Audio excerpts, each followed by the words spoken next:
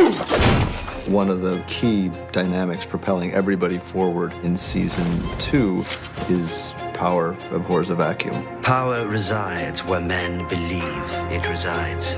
All these different kings are vying for the throne because they see in the wake of Robert Baratheon's death the chance to seize power. Joffrey, Renly, Robb Stark, they'll bend the knee or I'll destroy them. Season 2, it's really building towards a massive battle.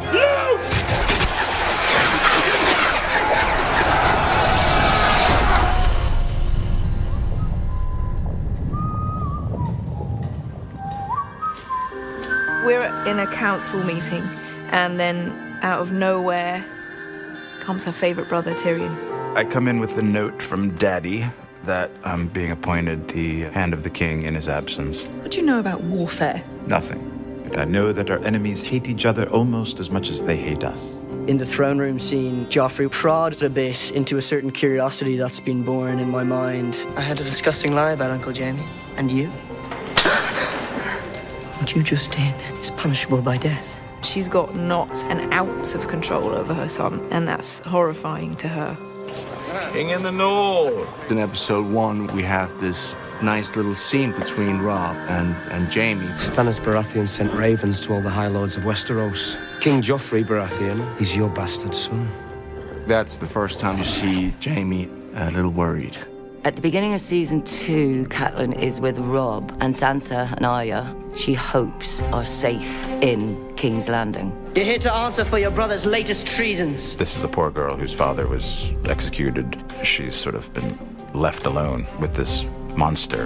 Joffrey does it very publicly. He's not afraid to show how he's treating Sansa, but because he rules by fear, no one's going to speak out about it. What is the meaning of this? She's to be your queen. Have you no regard for her honor? Tyrion is the only one that speaks out against Joffrey because he kind of can. We're looking for a boy named Gendry.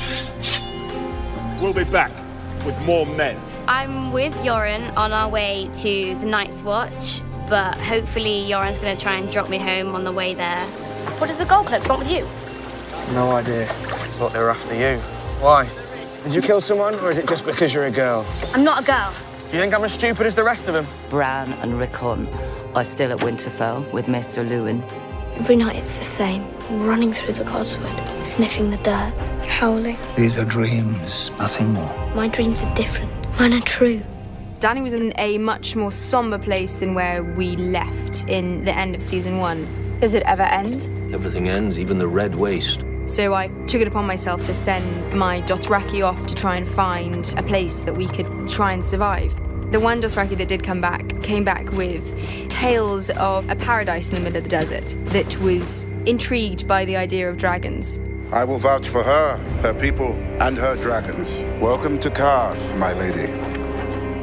Season 2 begins with Jon travelling north of the wall, and he's travelling north with the other members of the Night's Watch, the Lord Commander and his friends Sam and Gren. The Night's Watch stop at a rather horrible man's house called Craster. He's a quite despicable character. He marries his daughters, and they give him more daughters. Sam does the one thing he shouldn't do, which is to fall in love with one of Craster's wives, Gilly. I wanted to give you something. Belonged to my mother. Keep it safe for me till I come back. One thing we definitely need if we're going to take King's Landing is ships. Robb thinks the best move would be to send Theon back to his father. Catelyn's always had an issue with the Greyjoys. You don't want Balon Greyjoy for an ally. I need his ships. They say he has 200. Theon goes off with these good intentions, but when he gets back home, he gets turned against me. My fears have come true. The Starks have made you theirs. Robb sent Catelyn to Renly's camp to persuade Renly to join Robb. Renly and Stannis are both fighting to be king. The Iron Throne is mine. No one wants you for their king. Stannis is obviously next in line, but Stannis is not going to join the side. Melisandre is a character who arrives in season 2. She believes in other gods. You must give yourself to the Lord of Light. I've said the words. Events take a sudden turn when Catelyn is in the tent trying to talk to Renly. He is stabbed by some form of evil spirit which has been conjured up by Melisandre. Afraid that she is actually going to get accused of this murder, Catelyn flees with Brienne. In the name of King Joffrey, drop your weapons. I don't think I will. When Yoren goes down, that's when everything starts to get a bit scary. Sweet boy! Help us! She already knows there's something a bit strange about Jaqen, and she sees the axe, and she gives them the axe, just leave them to get out. Round up any survivors. We'll take them back to Harren Hall. They are just focusing on staying alive, and that's probably the worst place to be if you want to stay alive. Unknowingly, Tywin Lannister sort of saves Arya. Get these prisoners to work. Bring the girl. I need a new cupbearer. Look. The Fist of the First Men is where they were going to meet Corin Halfhand, who wants to go on a ranging mission to find out what the wildlings are doing. I need to move fast and silent. There's wildlings up on the pass. Corin wants to go and find out what Mansraid is planning to do. He's left to kill one of the wildlings, Ygritte, who he doesn't kill. When Sam and Gren are digging through the snow at the Fist of the First Men, they find dragonglass, and we're not quite sure what the significance of dragonglass is, but it's a curious thing to find buried underneath the Fist of the First Men. The wolf pup has gone south. The north is ripe for the taking. Theon completely betrays me, and not only me, but my whole family. As any child, any boy would want, he wants his father's approval. They attack Winterfell and they decimate it. I've yielded Winterfell to Prince Theon. Betray me, and you will wish you hadn't. Mother of Dragons, it would be an honor to host you at the House of the Undying. The Carthene people only wanted one thing, and that was my dragons. And that began the theme throughout season 2 for Dany, which is the fact that she couldn't trust anyone. It's a pretty horrific, bloody scene that I return to, and the dragons are gone. Where are my dragons? The plan all along was Pietri and Zarazao and Doxos would steal my dragons and rule. You have my dragons. I will take you to the House of the Undying, where I have put them. You let a half-wit escape with a cripple, and Rickon too, the little one. Theon basically turns his back completely on our family. I told you what would happen if you served me loyally, and what would happen if you did not. He's really stabbed me in the back completely. Got as far as the farm, and then doubled back. Must have been the farmer's boys. Killed them, burned them, and passed them off as little lots. Fate has given us this chance to... You lost your mind. Get out! The Lannisters are desperate to get Jaime back, so Littlefinger deceives Catelyn. Both girls are healthy and safe for now. He says to her, if you give us Jaime, the Lannisters will return your 2 girls to you. He's been a captive for a long time. He killed Lord Karstark's son when he escaped. Kingslayer went last night. Come. When he meets Brienne the first time, he's never seen anyone like that. Is that a woman? It's kind of the beginning of a remarkable relationship.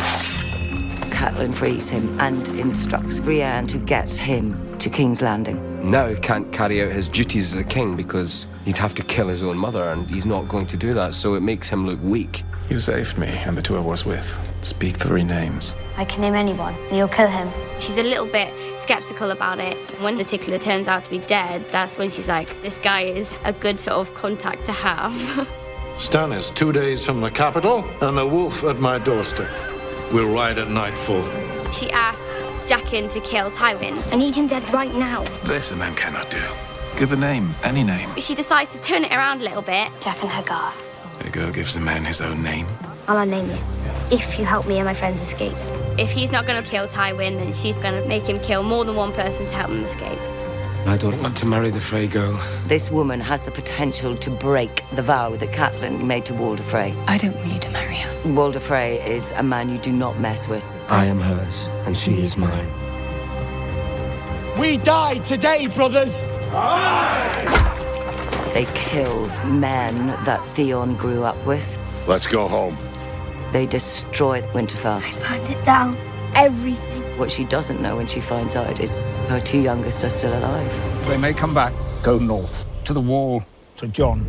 What do you think they'll say when they hear about you and me?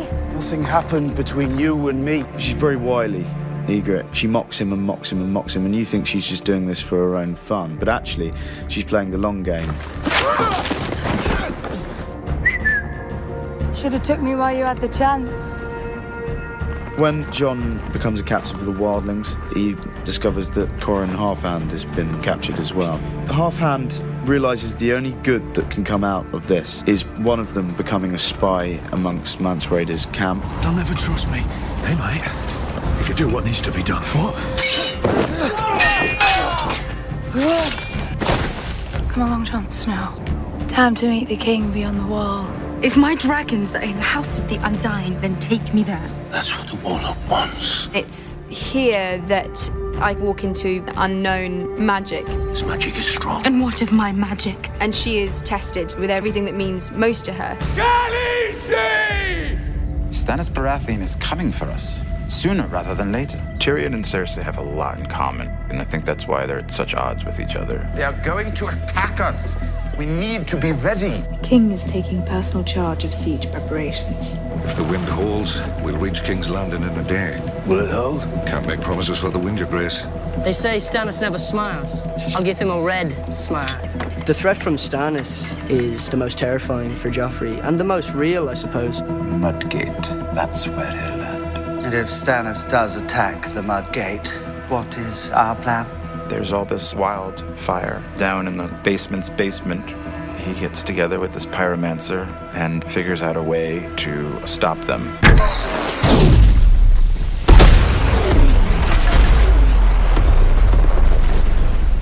When Joffrey realizes that the whole fleet hasn't been destroyed, you see that he is most certainly a coward. They're coming ashore. There are too many.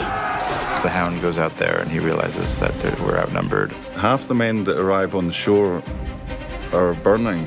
That's the one fear of the Hound. He doesn't do fire. It only takes one burning man running towards you. When the Hound comes back in from fighting, he abandons the king. And that is a massive blow to Joffrey. He just bolts and leaves the responsibility to Tyrion. Those are brave men knocking at our door. Let's go kill them! I get pretty banged up. Could have been worse, though. My squire, Podrick, saves me. And then Father comes and saves the day, so he gets all the recognition. The king won't give you any honors that we will not forget. With the great aid the Tyrells gave to the battle, the deal was struck to marry Marjorie to Joffrey. Cersei thinks she's won because she's going to upset Sansa. She couldn't be happier. And then Littlefinger kind of crushes her hopes. If he's not marrying me... He'll let you go home. Joffrey's not the sort of boy who gives away his toys. Welcome home, Daenerys Stormborn. My home is across the sea where my people are waiting. You will be waiting a long time. He thinks that he's got her, but of course, the dragons had learnt how to breathe fire. Dracarys.